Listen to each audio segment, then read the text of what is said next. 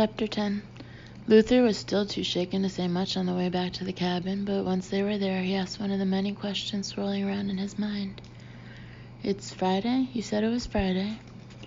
"It's Friday," she confirmed, using an antiseptic wipe from her first aid kit to clean the almost invisible cut on her neck. Almost invisible. To Luther, it looked like a murderous slash, and it could have been. That's what scared him. Callie had picked up his knife and carried it back here because he didn't want to touch it. He looked toward the door where Caesar lay on his accustomed rug, watching Luther, but without apparent malice or even visible tension. The other 3 dogs who had remained in the cabin during an outing whose purpose and destination was still a blank to Luther were lying around the living area of the cabin, each on a thickly folded blanket or rug that served as a bed. They all looked completely calm and relaxed. In fact, Lucy was snoring. "What happened to Thursday?" Luther asked. Callie frowned slightly and finished with her neck, went to pour out 2 cups of coffee. She brought Luther's and set it on the coffee table in front of him, then sat down in the chair opposite him and sipped hers. "Callie." "Well, I'm no doctor, so I don't know the technical term, but my guess is that you experienced some kind of whiteout." "I've never heard of that before." She shrugged. "It's known to be a side effect of some drugs, and we've documented a few cases on the psychic end of things, apparently caused by exposure to energy, electrical and otherwise. It's the opposite of a blackout in a sense. You walked through yesterday, and as far as I could tell, you were completely yourself, acted normally, spoke normally. Nothing to indicate you weren't completely here. Mind you, I had and still have my shields up. Maybe I would have noticed something odd otherwise, or maybe not. I don't remember anything." "Yeah, that's what makes it a whiteout. To everyone around you, you're behaving normally. To you, it's like you dozed off sometime late Wednesday and slept all the way through Thursday and through this morning." "What's the last thing you remember?" He thought about it. "Lunch, Wednesday. We'd more or less arrived at a plan to stay close to the cabin for at least another day to give my leg a chance to heal. I thought we should call for backup and or haul ass out of here. And you were going to contact Bishop. In fact, you started to contact him." Callie sipped her coffee again. "Yeah, about that." "What about it?" "You don't remember?" Luther concentrated, searching through maddening wisps of memory or knowledge. There was a shot I was supposed to give you. Something went wrong when you contacted Bishop. Except that never happened. The shot? Or any contact with Bishop?" Luther stared at her and said, "Christ, I didn't do anything to hurt you then, did I?" "You'd have more than a leg wound to worry about if you had. Caesar was watching, remember? And I hadn't given him a hold command. You told me he'd react if something negative happened." "Yeah, and he didn't. But when I dropped my shields to make contact with Bishop and Miranda, there was definitely something wrong, something out there. Almost, but not quite pushing back. Not close exactly, but wherever it was a kind of barrier preventing me from reaching out. It was like tuning into a radio station, but getting nothing except static. I couldn't get through. At all.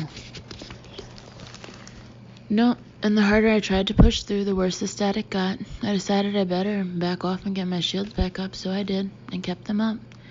When I opened my eyes, you were clearly worried, and Caesar was calm, so whatever it was, he didn't sense it, or wasn't bothered by it.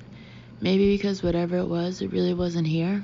I reached out, and it stopped me somewhere outside myself from reaching further."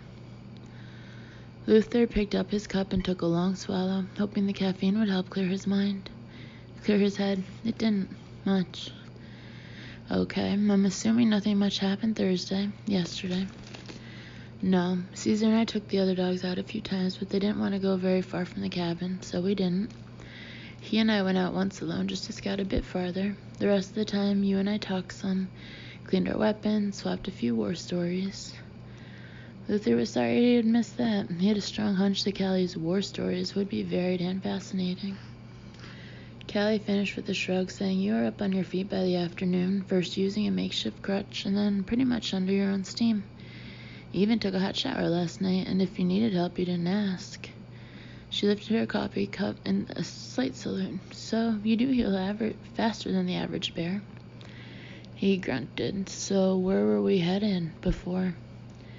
My idea, in hindsight, not a good one, but among other things, I was bothered by that blood I'd found, and that plus the dog's fear of Jacoby made me curious. I wanted to find out if that negative energy around Jacoby's cabin or around him was closer than it had been before.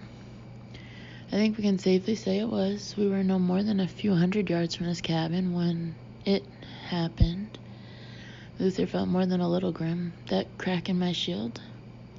I'm assuming that's why it targeted you, because mine was still up. I'm also assuming that during what happened out there, your memories of all the hours you lost were taken away from you. That's when it happened, I think, just like the agents transporting Jacoby. I wonder if either of them turned into a raging maniac first, Luther muttered. Oh, you were too controlled to be a maniac. Callie's voice was utterly matter-of-fact. I had my shields up, but I still got the sense that you were listening to something inside your own mind. Something very clearly telling you to cut my throat. Jesus, don't remind me. She leaned forward, elbows on her knees, and gazed at him steadily. Look, hard as it is, we have to go over this. You have to remember whatever you can, because we need to understand as much of this as possible. I can't contact Bishop and Miranda, and I'm not at all sure we should even attempt to hike down the mountain into town. Not with that negative energy apparently expanding the way it is. What about your Jeep? That's one of the other things that was bothering me. When I took Caesar out alone yesterday, one of the reasons was to check on the Jeep. All 4 tires have been slashed. It's not going anywhere. Jacoby? He was that close. I don't know. No definitive evidence it was him. Generally speaking, people up here are respectful of vehicles since you never know when your life might depend on one. But there's no way to know for sure it wasn't pure vandalism by some hunter or there are rumors of a few militia groups scattered about in these mountains, but I've never seen any sign of them up here, and I can't think of a reason why they'd target my Jeep. If they knew you were a Fed, it'd be reason enough, Luther pointed out. They have no love of the government and no love of cops. Finding a federal cop parked in what they consider their own territory might at the very least cause them to leave some kind of warning. True, but that assumes they found out somehow, and I'd rather assume they don't have that kind of intelligence operations. Which is what our intelligence operations have told us. She smiled faintly. Stop stalling. What do you remember, Luther, in those minutes before you came back to yourself? What do you remember? Blackness, he said, almost involuntarily, like some damn alien ooze out of a horror movie inside my head, creeping over my mind, trying to smother it, take it over. And there were voices, whispers, what seemed like hundreds of them, but all saying the same thing at the same time, almost a chant, all telling me to kill me. Yeah, to kill you. That I'd have power to do anything I wanted, more than I knew I could do if you killed me. Don't let her stop you. Stop us. We have to do this. You know we do. It feels right, doesn't it? All the strength, all the power surging through you, making you invincible, and it's all yours. You'll be able to do amazing things, Luther. You'll be able to do anything you want. Anything. Luther? He looked at her, shoving the stark memory of those seductive promises out of his mind, hoping they were just memories. Yeah, that I'd be invincible if I killed you. Cold Jacoby, or rather the shell of that man who retained just enough awareness to know who and what he had been before, wiped his brow as he dug the shovel into the ground upright and more or less leaned against it. He was tired. He didn't think he'd ever been so tired. Just a bit more, Cole, just a bit more, and then you can truly be part of us. You can be one of us. I buried her, he heard himself say sullenly. What was left of her, all the pieces. Nobody will ever find her up here. He didn't allow himself to think about what he had done to her, and not because he didn't remember, but because he did. Except it hadn't been him. It had been almost like watching a movie or being in a nightmare. Something had used his body, his hands, to do those terrible things. Something that was taking him over bit by bit, something that was going to win, because he hadn't the strength or will to stop it, even if he knew how to try. even if he still cared. But he was mostly numb, and mostly just no longer gave a damn. Yes, you did well, and you felt stronger afterward, didn't you, Cole? I don't feel strong now. It only lasts after you've become one with us. After that, Cole, you'll be invincible. You'll have more power than you can even imagine, all the power you could ever desire. He had the vague notion that there was something wrong with that offer, the dim understanding that if they, it, whatever, had to use him as a tool, just how powerful could they or it really be? But it was a fleeting thing, that question, gone almost as soon as it appeared, like a wisp of smoke. I never wanted power, he said, just money, just enough money. I didn't need that, what you made me take, what you made it possible for me to take, I never needed that. But we did, Cole, we needed it. If you have so much power, why do you need money? It takes money in your world to buy necessary things, to buy a safe place, to be left alone. I don't understand. He really didn't, but he also didn't really care. You will. When the time comes, you'll understand all of it, Cole. Now, spread brush over the grave so it won't be so obvious, and then go back to the cabin. So I can sleep, he asked yearningly, for a little while. Callie leaned back and sipped her coffee, frowning. Well, that's interesting. Interesting? Jesus Christ, Callie. Well, it is. It's certainly not your average burst of negative energy. This thing definitely has a consciousness, more than one from the sound of it, which could explain its strengths. And it likely would have been seductive to someone like Jacoby, who wouldn't have had the mental or emotional strength to resist as you did. I resisted because I had my knife to your throat, and that doesn't sound like resisting to me. I'm still alive. You resisted. Luther really didn't want to talk about this, but knew they had to, that she was right about that. Did you help me there at the end to shove that energy out of my mind? I was about to try, even though I didn't want to drop my shields, but you were able to do it alone. It almost felt like I had help. Not me. I don't know who else would have done it. Are you connected to anyone else? Linked psychically? No. Her brows rose slightly. That sounded definite. It is. Probably like your unit, Haven operatives go through periodic tests and challenges to find our strengths and our limitations, whatever may or may not have happened to change my abilities out there. Until now, I was a touch clairvoyant with a pretty strong shield. Our strongest telepaths had trouble reading me, and the other clairvoyants got nothing. What about empaths? What about Maggie? Maggie says I protect my emotions, consciously or not, so she didn't probe. No other empath has tried. Matter of fact, Callie said, probably because you're former military. Most with experiences like yours keep themselves pretty buttoned up emotionally. Suppose, he said, without saying anything more. Callie didn't push. Well, given that, it had to be your own strength that pushed that black negativity out of your mind. Luther suddenly remembered her voice calling his name just before he shoved the blackness out, but he decided to keep that knowledge to himself since he didn't quite know what to make of it. Maybe, he said, or maybe it was just a test to see how far I could be pushed, how well I could be controlled. How can we really know either way? All we can know is that it got in me, and took control of my mind and body. He paused and added, I cannot begin to tell you how creepy and unsettling that is. Callie didn't offer platitudes, just said, and I can't understand how that feels, so far at least. Honestly, I hope I never have first-hand knowledge, though I can imagine, I think. Question is, what do we do about it? Maybe we should take the chance and hike down the mountain, get you out of range of whatever it is, at least until we can get some backup on scene. Luther considered, how long would it take to reach town? Well, given that we want to keep moving away from Jacoby's cabin and take the most direct route, that means we'll be covering some pretty rough terrain straight down the mountain. You're still favoring your leg and need to. Put too much strain on it too soon and you won't be able to hike at all. What about the old logging roads you talked about?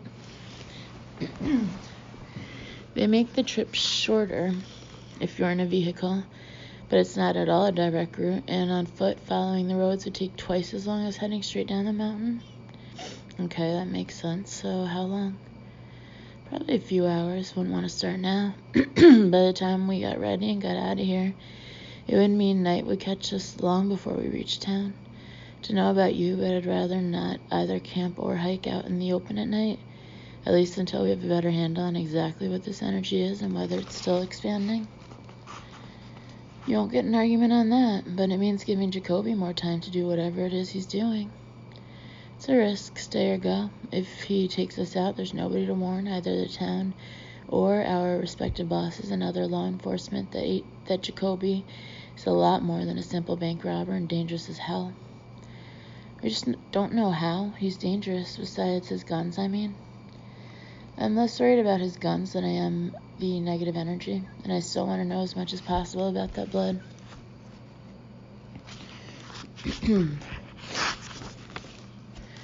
Check it out more extensively to see if there's more, maybe a trail that maybe leads somewhere useful. Even if she's already gone, don't I owe it to her to find her, owe it to her family? Callie, going back out there is not a good idea. I'm sure I've had better, she agreed, but we need intel. Even before we leave this cabin, we need some idea of where that blood came from and where it leads, if anywhere. And we need to know for sure if the energy is centered on Jacoby or on the area around his cabin. Callie, look, I'll take Caesar and I'll keep my shields up, and my shields don't have a crack or a chink or any other vulnerability. As far as you know, Luther said grimly, we can assume I was targeted because of a vulnerability, a chink in my shields. But we can't know that, not absolutely. There could have been some other reason, and maybe that didn't involve testing your shields. So we can't possibly be certain your shield has been tested and can withstand that energy. The whole point of being chosen for this, she reminded him, is that I deal well with negative energy. My shield holds up against it, and sometimes I can even deflect it. But you admitted yourself this energy is unlike anything you've sensed before. Callie shrugged. Uncharted territory in some ways. We face that a lot in the SCU, and I'm guessing Haven operatives do as well. He nodded reluctantly. So we get on with the job. Face what's in front of us, deal with it the best we can, and keep going. Callie shook her head. I just have to be sure there's not a victim somewhere up here being hurt. Even if Caesar's sure, even if I can't help her, I have to know. Before we leave, I couldn't live with myself if I found out later that I could have helped someone and didn't when I had the chance. Luther finally voiced a possibility that had been bothering him. And what if that blood was deliberately left to draw you out? He lifted a hand when she would have spoken. I know you said you thought Jacoby hadn't noticed you, wasn't aware of you as any kind of threat, but when we talked about that, it was in a slightly different context. The assumption that he was too busy struggling against what was trying to dominate him to bother worrying about you. Callie sighed. We didn't talk about something else being aware of me as a possible threat because we didn't know for certain that it had a consciousness separate from Jacoby's, that negative energy. You believe it took my memories of more than a day? Luther kept his voice even with an effort. A day with you, a day during which we talked about ourselves and cleaned our weapons, and maybe knowledge I have about Haven, about the SCU. It could have gotten that information even if it didn't take it. If that energy does have a consciousness with a plan, it knows exactly who we are, both of us, and that means it knows we're both a threat. Cole Jacoby thought at first that he was just slipping into sleep, and he was thankful because he was so tired. When the blackness began to slide over his mind, the small inner self that still wanted to survive, that still wanted to be Cole Jacoby and alive, sensed the difference between this and other times. In all the other times he had been allowed to rest, to sleep. This time he wasn't going to sleep. He was dying, not his body, his soul. There was fleetingly the instinct to fight it, if only because he was afraid his soul was going to hell. But in his final conscious moments as Cole Jacoby, he realized there was something far, far worse than hell. There was being consumed by pure evil. And as Cole Jacoby was swallowed up, there was only the shell evil would use, and his whisper added to the vast chorus of whispers that had all earned their place through the commission of horrifically evil acts, and the vow of more to come. Luther had done his best, but Callie, he discovered, had a quietly stubborn nature. She didn't argue with him. She merely got herself ready to go look for a trail, then left with Caesar, because she was a good agent and she had to know. Only the memory of his knife at her throat kept Luther from going with her. Whether she could withstand or deflect that negative energy might still be an open question, but his inability to do so had been proven, starkly. Luther wasn't a man to pace, which was probably just as well for his healing leg. But in a quiet cabin where the only sounds were the grunts and snores of sleeping dogs and the occasional pop and crackle of the low fire, he had entirely too little to occupy his mind, which meant that he thought about why he was sitting here, helpless to do his job, while his partner, tacit partner, given the situation, was out there facing goodness only knew what kind of danger. At best, her shield would hold, and she'd only be left possibly facing something that looked like Colt Jacoby, but was pure evil and could use a gun with skill. At worst, her shield would fail, and Luther had no idea what that black sludge of evil energy would do to her mind. He only knew what it had done to his, to him. Eternal minutes passed, an hour. Even in the worst military situations he had faced, Luther had never known time to pass so slowly, to creep. But his imagination didn't creep, it raced, and everything it showed him as a possibility scared the hell out of him. Damn it, Callie, where are you? The blood was gone. Callie stood there staring down at it, frowning. No reason to clean blood off the ground, not way out here. So maybe an animal had gotten to it? No track, still. Except though she left herself, but she could feel it. Feel that strange dark energy, pressure, but more than that, power, hunger, determination. Even with her shields up, she could sense it. Need to go. The one meant a voice that could always reach her even behind her shields. Callie looked at her dog, her partner, and said quietly, "You still can't smell any kind of trail from here?" Out of long habit, she repeated the question silently in her mind, because she had learned that Caesar understood that inner voice. In a way, he didn't completely understand her when she spoke aloud. No trail. Bad smell, bad feeling. Need to go. Do you hear anything? No. Ears hurt. Smell hurts. Need to go. Callie didn't smell anything, and her ears didn't hurt, but she felt that pressure, same as before. It had to be what Caesar sensed as well. She gave up speaking aloud. "Caesar, if all you can smell is the bad smell, then how do you know we can't help her?" "Smelled death before. She's dead." "And you're sure?" "Sure. Need to go, Callie. Need to go now." He didn't often use her name, and the level of worry it indicated made Callie want to reassure him. She leaned down a bit to touch him. Something slammed into her with an odd whistling sound. She looked down and saw something sticking out of her jacket, a stick of some kind, with something on the end. Feathers? How odd. Caesar grabbed the sleeve of her jacket and jerked her to the ground. Callie heard another of those peculiar whistles, then a sort of thud, and saw an arrow sticking in the ground a few feet away, one matching the arrow stuck in her. It didn't take Caesar's urging to make her scramble awkwardly behind the cover of a thicket of brush to her right.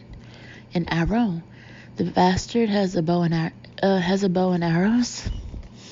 Not uncommon for hunters to use compound bows, which could bring down even big game quickly and cleanly, but the shock of the sudden attack passed. Callie felt the pain, red hot and paralyzing. It stole her breath and made clear thought almost impossible, so it must have been instinct that made her peer in the direction of Jacoby's cabin, the direction the arrow had come from, to look for her attacker. "Need to go, Callie, now." "He could still be up there," she heard herself say, even as her gaze tracked up the slope, scanning, seeing nothing. At least she thought she saw nothing, no one, but she was getting dizzy. Gone, black thing gone. A bit fuzzily, Callie wondered if that was how Caesar saw whatever was left of Colt Jacoby, as just a black thing a canine mind could make no sense of. Not that a human mind could make much sense of it either.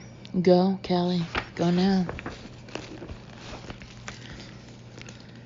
Taking care to remain behind the screen of the thicket, Callie sat as straight as she could, looking down at the arrow. It had gone in at an angle since the bowman, Jacoby, had been on higher ground when he shot her. She didn't have to feel behind her to know that the end of the arrow was sticking out of her back, somewhere near her shoulder blade. What she wasn't sure of was what kind of tip the arrow had. When she forced herself to try reaching behind to touch that tip, the wave of pain nearly made her throw up. "Callie, I have to pull it out," she heard herself mumble. "I know you aren't supposed to pull things out if they go into your chest or back, but I won't be able to move with both ends of this thing sticking out of me." "Get help, Luther?" "No time. I need to get to him, Caesar.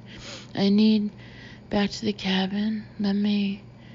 She grasped the shaft of the arrow with both hands as firmly up against her body as she could manage, then sucked in a deep breath and pulled. Everything burst crimson and then went dark. Callie wasn't sure how long she had been out, but she woke to Caesar licking her face and whining, and in his mind was wordless urgency. She knew she had lost blood, maybe a lot, and her left shoulder was hurting like hell, but there was nothing she could do about either except get back to the cabin and Luther. Using Caesar's sturdy, powerful body, she managed to lever herself upright more or less. She had to pause without moving for a moment, or maybe a while, until the dizziness faded a bit. When she could finally focus, she found herself looking at the blood-stained arrow she had pulled out of her own body. "New war story," she whispered. "Go, Callie, go now." Yeah, go now. Let's go, boy. Slow and easy." There was nothing easy about it, but Callie hung on to her canine partner and just fought to stay on her feet and moving, allowing him to guide her. 2 hours. Unable to sit still a moment longer, Luther retrieved his weapon from the drawer by the couch and examined it. Clean, definitely, and reloaded. If he remembered correctly, it had only about 4 rounds left in the clip when Callie had found him in the woods, his extra ammo lost along with all of his other gear. The clip was full. They carried the same handgun, a Glock, and Callie had obviously provided him with ammo. He still didn't remember cleaning or reloading the weapon, or the war stories. Damn it. He replaced the clip and leaned forward to place the gun on the coffee table within easy reach. It was only then that he realized the dogs were all awake and tense. But they weren't looking at him. All 3 of them, still lying on their makeshift beds, were staring at the front door, not growling, just staring, just waiting. Luther found himself staring at the door, still leaning forward, his weapon still in his hand and ready. Ready for... He didn't know for what, but when the door swung wide open to admit Callie and Caesar, he felt only relief for a moment. Callie pushed the door shut, leaning back against it. She lifted a hand to push her hood away from her face, and he saw the blood on her fingers. He was already on his feet and moving toward her when she spoke, her breathing laboring enough to make the effort to speak clear. "In the Marines, did they teach you? Assumption is the mother of all fuck-ups." "I learned," he said. About half a laugh escaped her. "I assumed I didn't need to worry about anything but the negative energy." "Wrong assumption." Luther caught her before she could hit the floor.